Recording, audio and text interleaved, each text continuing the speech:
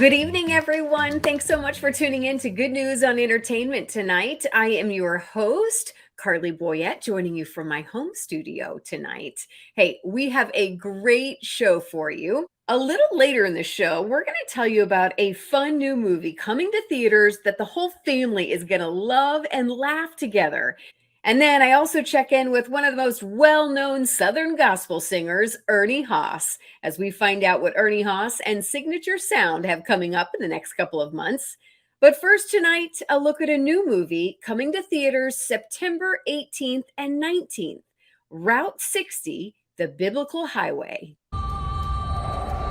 From the beginning, the road to believing in only one true God, the maker of heaven and earth, has carved its route through the ancient land of Israel. It is a road that Abraham, the father of nations, walked as the first believer in monotheism. It was along this road that God made his covenant with Abraham, promising that his descendants would be as numerous as the stars in the sky. It is a road walked by Jesus, the central figure of Christianity. This road is deeply symbolic in the story of God shared by Jews and Christians. And it is a literal highway that bisects modern Israel, where it is now known simply as Route 60. Route 60 follows the ancient path from Nazareth to Beersheba. It connects many holy sites and biblical events in what could be called the original Bible Belt. It has mile markers, human and divine, to memorialize the acts of celebration, suffering, and salvation that are woven into Israel's history. I'm David Friedman, and I invite you to join me and my co-host and fellow traveler, Mike Pompeo, as we explore the ancient mysteries of Route 60, the Biblical Highway.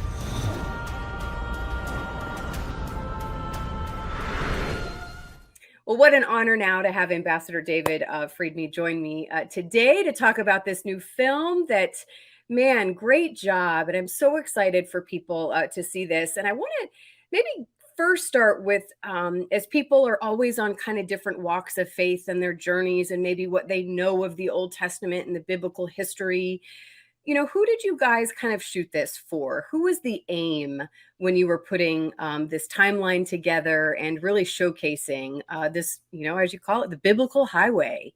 Well, when I served as ambassador to Israel for 4 years, from 2017 till 2021, and what I found was when I got there, the State Department forbade me from going to any of these places. I mean, it was really kind of off limits because of all kinds of political controversies.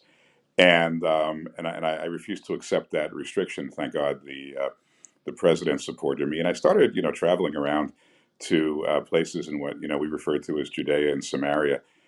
And for me, it was so I'd been to some of these places before, but these are the places where all the Bible stories that we have learned when we were children, or maybe as we got older, we started looking at the Bible.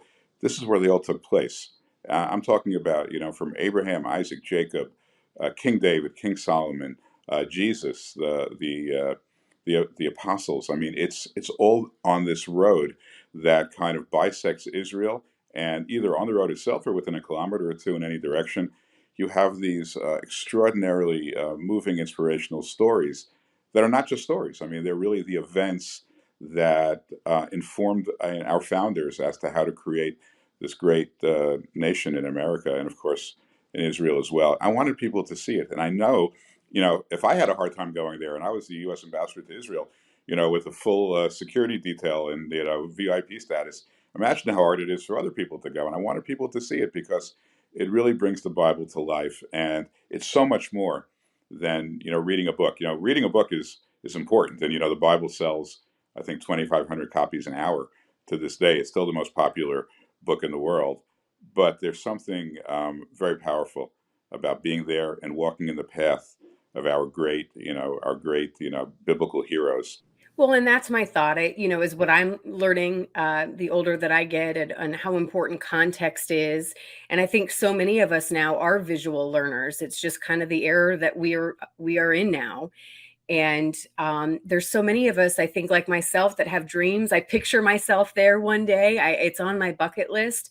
But in the meantime, this is something we can do to kind of feel and envision and bring that home to us. Yeah, and even people who have been to Israel many times, I guarantee you they haven't been to many of these places because they're really inaccessible. Again, the political environment has made it very challenging, and the security environment has made it very challenging for people to come to all these places. So, even for whether it's someone who hasn't been to Israel and wants to come, someone who's been there many times but hasn't yet been able to really walk this path in Judea and Samaria, there's something in it for everyone, and it's look. I've been to Israel, 100 plus times, and when I travel on this road, there's no other place that inspires me more than this road. It's extraordinary. It just takes all the biblical themes that resonate with us, and it brings them to life, and it's, as I said, it's very powerful. Yeah, I think so too. Well, thank you so much for spending some time with me today. I'm excited for people to see this in the theaters. And again, I just love that we can get a small taste of maybe one day going over there for those like myself that have not been yet. Oh, you'll be there. You'll Yep, make it. I know. I feel it in my bones, but praying about the best timing to go. So again, Sure. thank you for all that you have done and for your service. And we appreciate your time.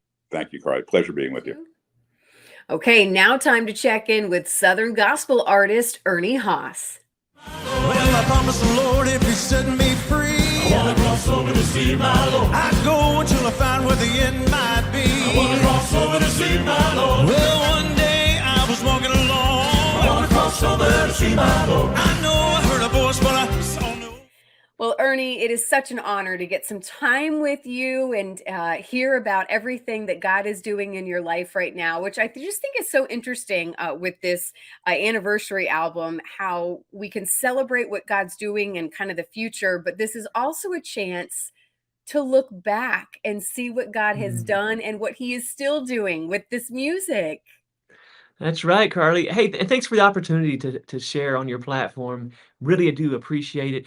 Yeah, this is our 20th anniversary. Started Signature Sound after I had a 10-year stint with a group called the Cathedral Quartet. So that's a name that was really big in Southern gospel. So it took me a couple years to figure it out, and just felt some promptings inside to do some more quartet work, and I love harmony. I love the camaraderie, and so you never know in those moments of prompting if it's the Lord or if it's just your will or how that works. But here we are 20 years later, and the 20th anniversary celebration live from Amsterdam just released.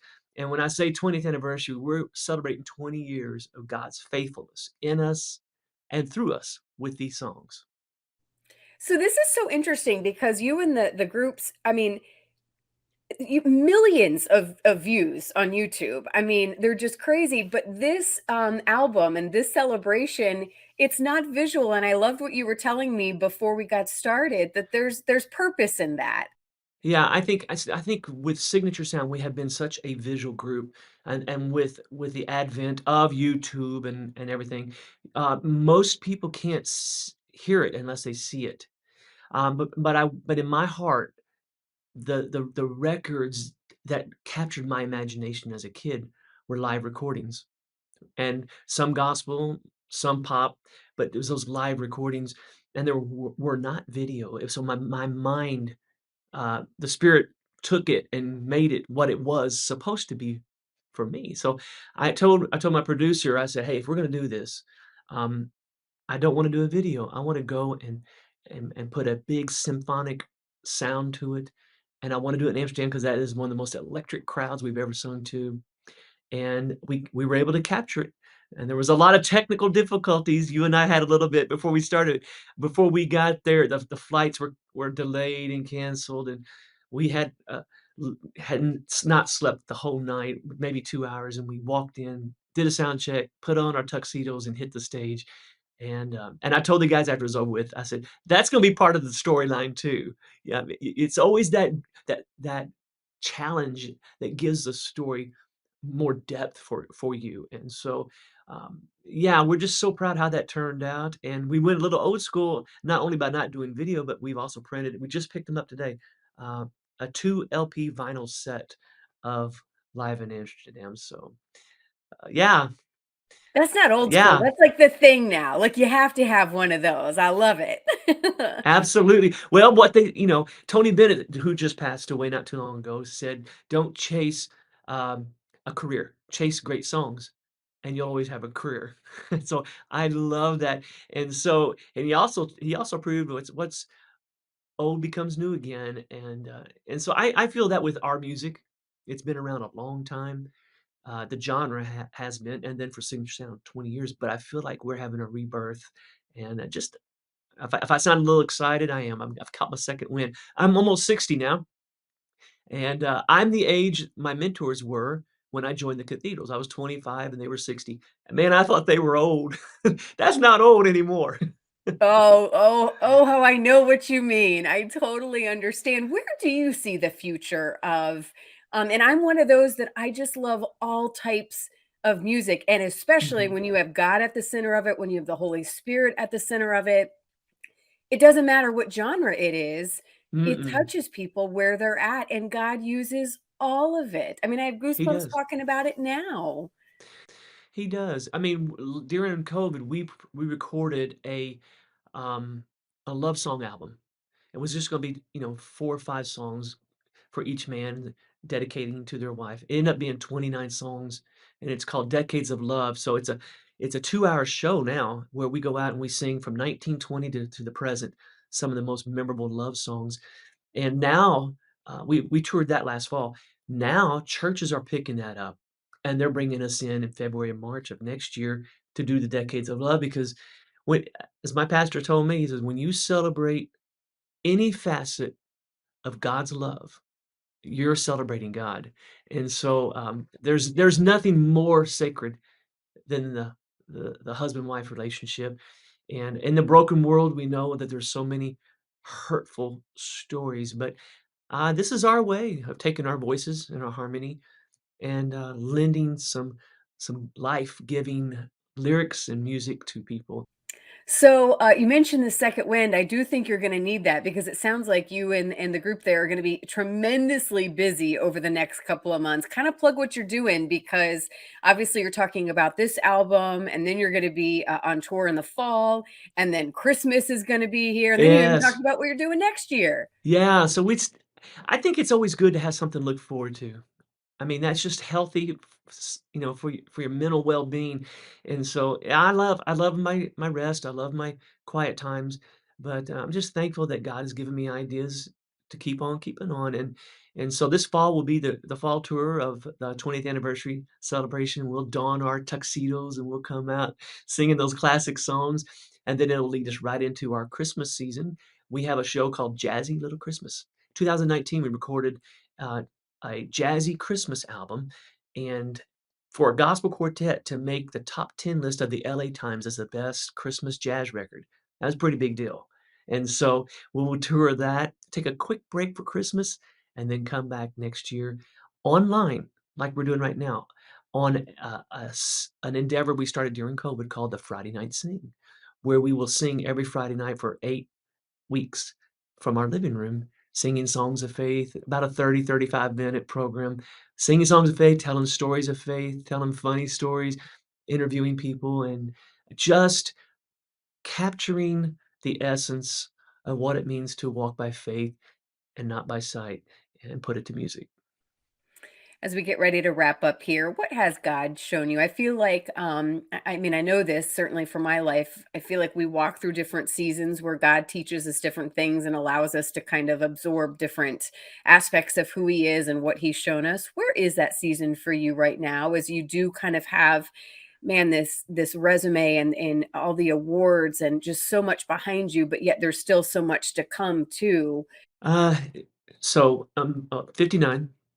Uh, you would think I'd learned this sooner. It's just hard for somebody who wants to maybe be in control of everything to know the balance, but where I'm at right now is that it's in God's hands.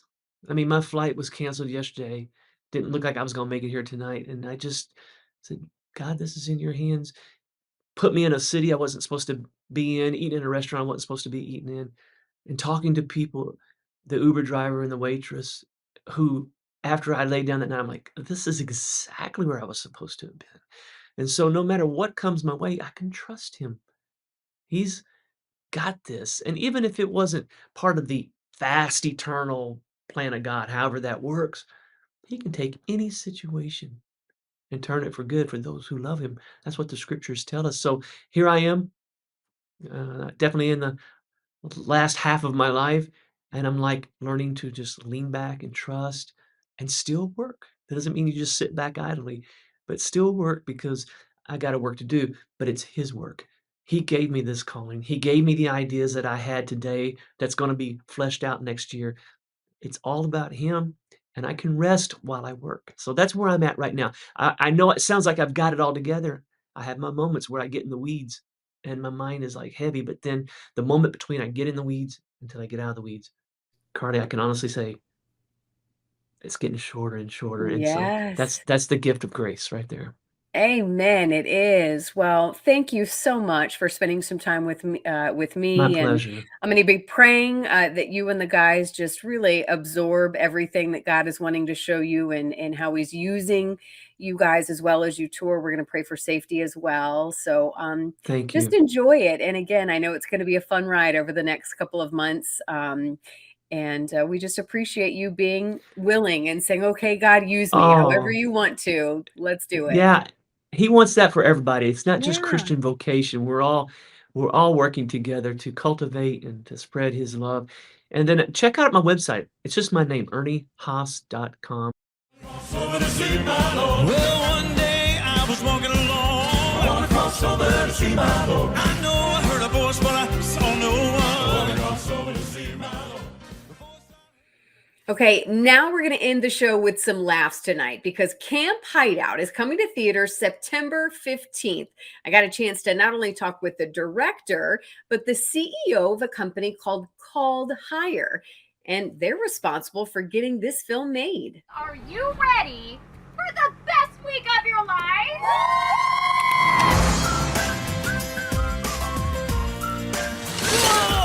How was everybody's first full day of camp? This whole thing isn't really my scene. I'm Becky with a B. I'm Noah with a no. Oh, okay. You are in with the aardvarks. They used to have a bit of a bladder control problem. Anyway. I do not have a crush. He's had a lot to overcome in his life. Stop that kid!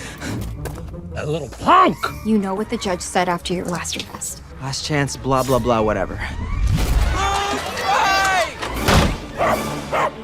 That juvenile delinquent has been nothing but trouble since he got here. The dust up at the climbing wall. Knock it off. Sneaking in contraband. You stole a magical video game from a bunch of gangsters? We're going to that camp, and we're gonna get what's ours. When I get my hands on that kid. You don't think some people are beyond help? What are you guys doing here? We're all here for you. When we hear. Does everyone remember what to do? And if you trust and rely on your friends, you might just find it'll change your whole life. Hey, turkeys! I'm up here.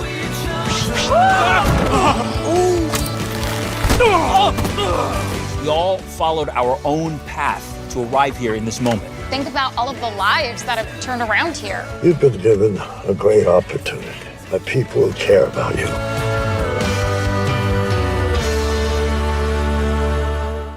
All right, guys, this is my jam. Of course, I am a mom, and I'm always looking for good family-friendly movies that we can all watch together.